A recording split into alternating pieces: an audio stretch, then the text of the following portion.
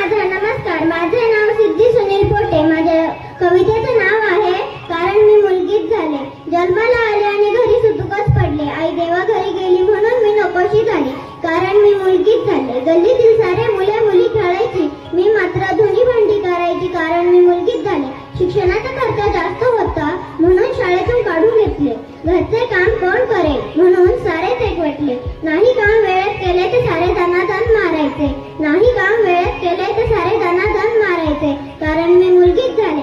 आता मी मोठी झाले. समाजाच्या पडू लागल्या माझ्यावर वाईट नजरा. गावातील प्रत्येक मुलगा माझ्यासाठी घ्यायला तयार झाला गजरा. घरच्यांच्या लक्षात आला सारा मांजरा. ठरविले त्यांनी एकदाचे हात पिवळे करून आनंद करू साजरा. ठरविले त्यांनी एकदाचे हात पिवळे करून आनंद करू साजरा. कारण मी मुलगीच झाले. कारण मी मुलगीच झाले. लग्न झाले, सासरी आले, वाटलं आता मुक्त झाले.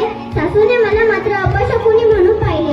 सासूला पाहिजे होता सोन्याचा हुंडा, बापाने दिला तांब्याचा हुंडा. नवरा माझा झाला आता हुंडा, म्हणायचा घेऊन या सोन्याचा हुंडा.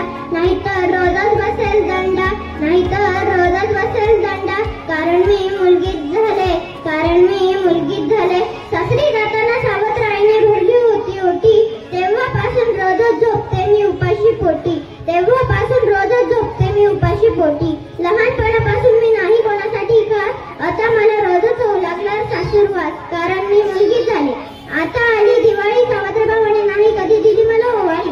भावाकडे आता आहे गाडी बंगला, पण कसली मिळते मला माहेरची साडी. पण कसली मिळते मला माहेरची साडी. सावत्राईमुळेच मला नाही राहिले माहेर. सावत्राईमुळेच मला नाही राहिले माहेर.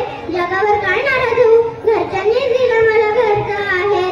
जगावर काय नाराज होऊ, घरच्यांनी दिला मला घरचा आहे. कारण मी मुलगीच झाले. कारण मी मुलगीच झाले. काय असते